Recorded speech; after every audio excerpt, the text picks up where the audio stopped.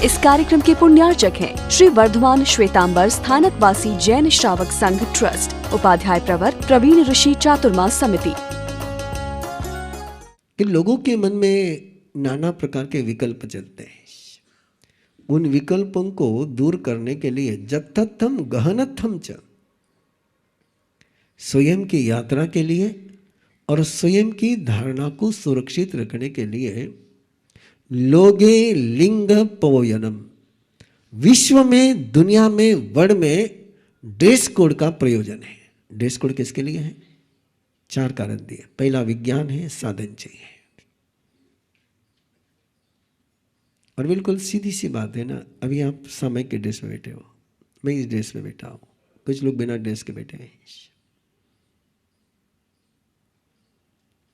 पहचान में आ जाते हैं ना कि सामयिक वाले बिना सामयिक वाले।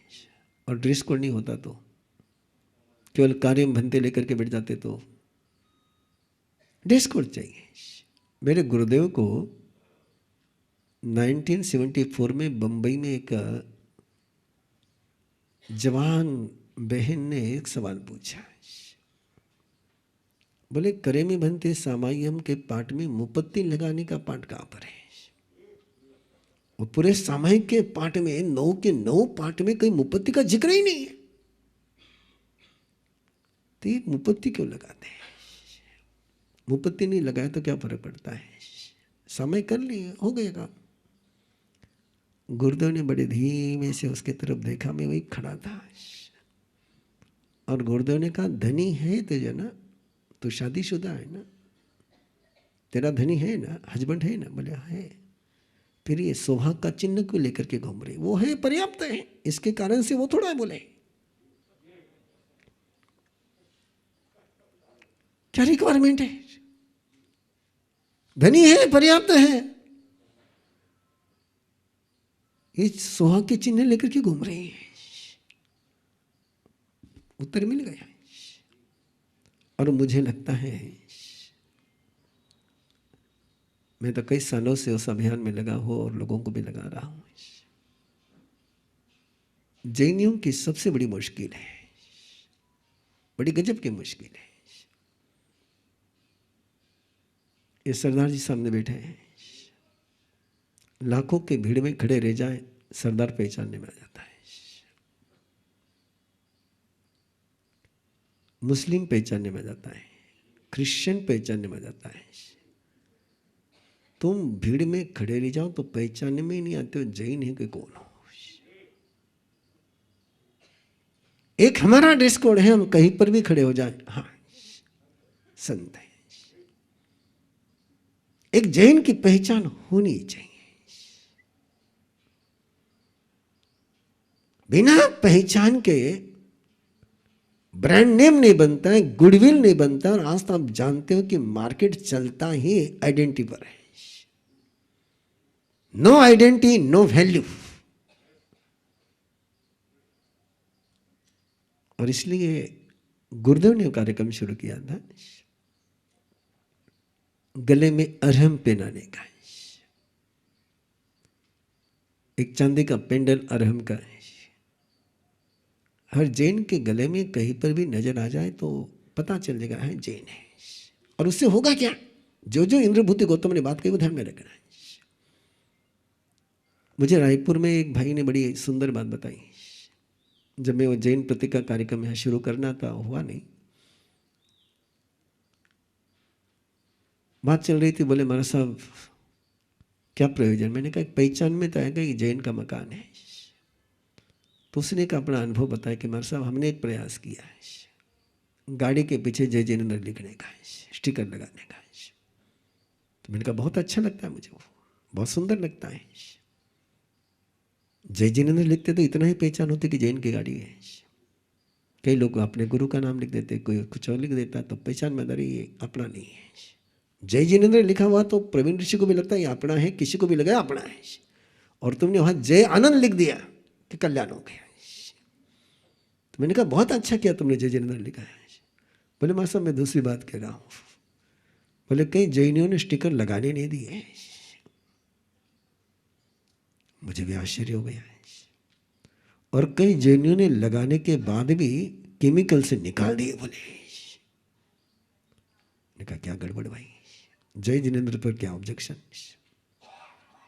तो पास में बैठे हुए लोग थे, बोले बस अब गाड़ी लेकर के कहीं कहीं जाना पड़ता है।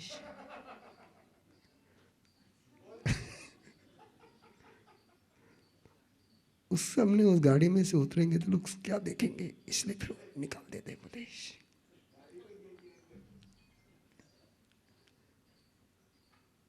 और यही सोच मेरा भी है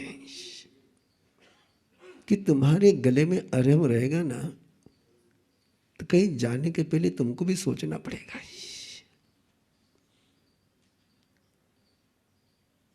एक गुरुदेव ने शुरू किया हाँ कार्यक्रम है, और ये ठीक है, समय की बात है, लेकिन मैं मेरा फ्यूचर देखता हूँ और मुझे पता है कि आने वाले सालों में हर जैन के गले में अरहम होगा ही होगा,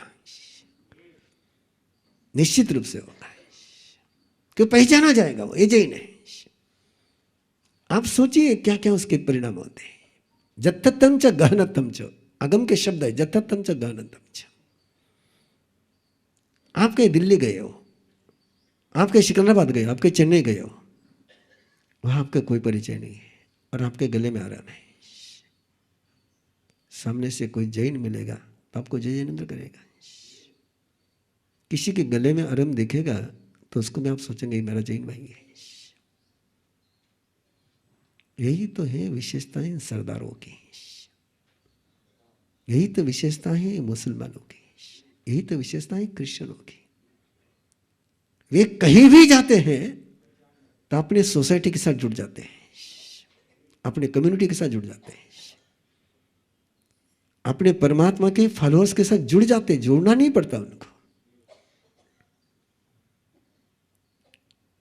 और क्या मैं भी कई जगह उसका मिसयूज होता होगा, मैं उस मिसयूज की बात नहीं कर रहा हूं, लेकिन मैं सोचता हूं कि जिन शासन के लोगों के पास के जैनत्व की पहचान होती तो जिन शासन में क्या मजा आ जाती। और मेरा आग्रह है आप लोगों से, यदि अभी भी ऑर्गेनाइज हुआ तो मेरे पास आगे 15 दिन है, मैं कार्यक्रम दे सकता हूं।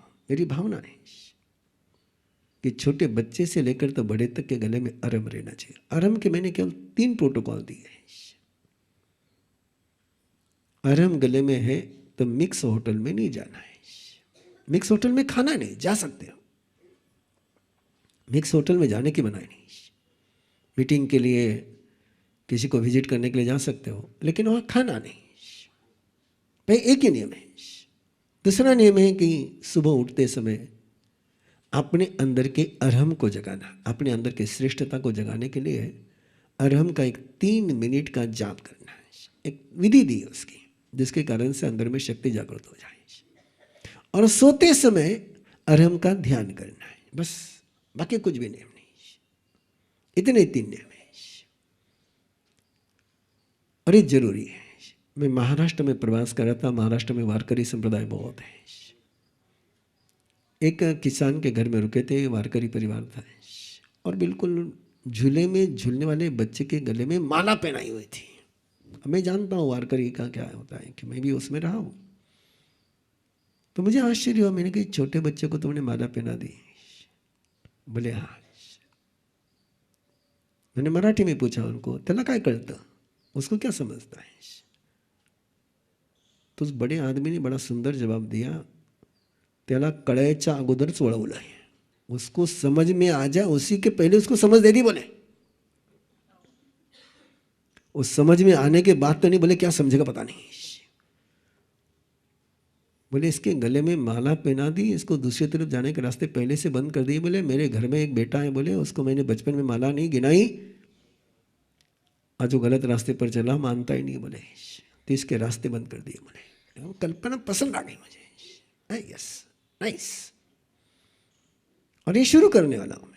एक अरहम सबके लिए चल ही रहा, लेकिन बच्चों के गले में जो भी अरहम गर्भ संस्कार के बच्चे जन्मेंगे, जब भी वो आएंगे उनके गले में अरहम पहना दूंगा, माथा वो अरहम का ध्यान करे नहीं करे, जब बड़ा हो जाएगा तो वो अरे यहाँ ये आई एम जैन। जथत पच्छतम च, ये प्रत्यय होना चाहिए, ऐसा सोना चाहिए। हु एम आई, मैं कौन हूं? जैनत्व की पहचान होनी चाहिए। इसलिए भगवान महावीर ने एड्रेस कोड किया है। किसी श्रमण के बात समझ में, बहुत बड़ी बात है बंधु। क्या फ्लेक्सिबिलिटी है, इतनी नई बात को स्वीकार करना। जो उनके तीर्थंकर ने नहीं कही थी वो बात स्वीकार करना, ये जो कल्पना नहीं कर सकते आप। जो भगवान पार्श्वनाथ ने नहीं कही उस बात को स्वीकार करना है। लेकिन सही है तो स्वीकार कर ली, और स्वीकार करी। और उसके बाद की तो सारी जो सवाल जवाब है वो बड़े बहुत जरूरी सवाल जवाब है, बड़े गजब के सवाल जवाब है। उन सारे सवाल जवाबों की चर्चा तो मैं आपके साथ क्या कर पाऊंगा, क्योंकि इंद्रभूति और केशी श्रमण के इस संवाद के डिकोड करने के लिए, एक एक सवाल को डिकोड करने के लिए एक एक सप्ताह लग जाए। बहुत सारे सवाल पूछे मैं, कुछ कुछ सवाल क्योंकि 15 मिनट मेरे पास है, एक दो सवालों की थोड़ी थोड़ी यात्रा कर रहा हूं। किसी श्रमण ने पूछा कि शरीर में एक आग जलती बोले, और वो आग सबको जला रही है, तेरे अंदर की वो शरीर की आग तुझे जलाती क्यों नहीं है?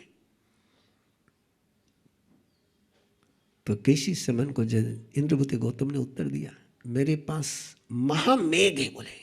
मेरे पास क्या है? महामेघ, छोटा मेघ नहीं है, बहुत बड़ा बादल है बोले। उसमें से वो निरंतर बरसते रहता है, मैं उसका पानी लेता हूं बोले। मैं उसकी जल को लेता हूं और जल को उस अग्नि पर निरंतर डालते रहता हूं, संयम सिंचियामी, निरंतर सींचता रहता हूं, और उसके कारण से वो आग मुझे जलाती। कमाल हो गई बोले बात यार, कौन सा बादल है, क्या है ये, क्या बात कर रहे? पूछा उसने कि ये आग कौन सी, किस आग की बात कर रहा हूं मैं? कि ऐसा तो नहीं कि मैं कुछ पूछ रहा हूं तू कोई जवाब दे रहा है। इंद्रभूति गौतम ने कहा नहीं, कषाय की आग है। किसकी आग है? कषाय अग्नि होता है, ये कषाय की आग है। और परमात्मा की जो वाणी है, यदि आपको गाथा चाहिए तो गाथा क्रमांक 51 और 52, 51, 52, 53। कषाय की आग है बोले, नहीं, कषाय की आग को मैं श्रुत और सील और तप, 3 शब्द दिए। श्रुत, सील और तप, ये 3 जल है बोले। और ये जो श्रुत की धारा है, इस श्रुत की धारा से मैं निरंतर उस कषाय की आग को सिंचित करते रहता हूं, उस कारण से वो मेरे शरीर में जलाती नहीं है। अब इसको डिकोड करना हो तो मुझे कम से कम 7 दिन लगेंगे, एक दिन की बात है नहीं। क्योंकि इसका मीनिंग है कि एक प्रक्रिया चलती, बड़ी सुंदर प्रक्रिया है कि सारे परमात्मा के शब्दों को एक महामेघ के रूप में, उत्तराधीन सूत्र एक महामेघ है। मैं केवल हिंट दे रहा हूं आपको, यू कैन विजुअलाइज कि परमात्मा की वाणी का महामेघ आसमान में, और उसमें शब्दों की धारा, श्रुत की धारा बरस रही है। वो बरस रही धारा है, और वो धारा मेरे अंदर के सारे आग को शांत कर रही है। ये केवल प्रवचन नहीं है, ये प्रवचन नहीं, ये सारी इंद्रभूति गौतम प्रवचन की बात नहीं कर रहे हैं, उनकी साधना की बात कर रहे हैं। मुझे हर साल पिछले 4 साल से मैं B12 D3 के इंजेक्शंस लगवा रही हूँ। 4 साल अगर नहीं लगवाती हूँ, 15 दिन में ऊपर होता है तो हाथ कांपते हैं, आटा भून नहीं पाती हूँ, बच्चों के पैर भी नहीं दबा पाती थी। जनवरी में मैंने चालू किया, मेरा ड्यू डेट था अप्रैल का, लेकिन आज तक मुझे कोई सिम्टम्स आया नहीं। 5 महीना ऊपर हुआ है, मुझे कोई सिम्टम्स नहीं आया। और ये कोई जादू नहीं है, ये कर्मा साइंस और गुरु कृपा है जो मैं आज भी खड़ी हूँ, मुझे हाथ भी, उंगलियां भी मैं यूं नहीं कर पाती थी ठीक से। तो ये गुरु कृपा और कर्मा साइंस का टेक्निक है जो साधना गुरुदेव हमें बताते थे, मैं फॉलो करती गई, जितना हो सके मैं रोज फॉलो कर रही थी। ये गुरुदेव ने हमें छोटे छोटे सपने जो हम देखते हैं, देख के छोड़ देते हैं, गुरुदेव ने सपने देखना और सोए हुए सपनों को कैसे पूरा किया जा सके, ये भी एक टेक्निक सिखाया। मैं 16 साल से मैं प्रैक्टिसिंग सीए हूँ। एक छोटी सी इच्छा थी कि मैं आगे भी कुछ करूँ, प्रैक्टिस तो अच्छी चल रही थी, एक इच्छा थी कि कुछ आगे और एक स्पेशलाइजेशन करूँ। 16 साल में कुछ नहीं किया, बस सोच में रह गया, सपनों में रह गया। मई महीने में मैंने एनरोल किया, पढ़ाई की, एग्ज़ाम दिया, सर्टिफिकेट आज मेरे हाथ में है। जुलाई महीने में भी अगर मैं देखती हूँ कि मेरी नॉर्मल प्रैक्टिस चल रही थी, थोड़ा सा स्ट्रगल था, लेकिन इस जुलाई महीने में क्लाइंट्स इतने ज़्यादा आ गए कि मैं बिल्कुल सपने में भी नहीं था कि इतना कुछ फ्लो आ जाएगा, बिना स्ट्रगल के क्लाइंट्स आ रहे हैं।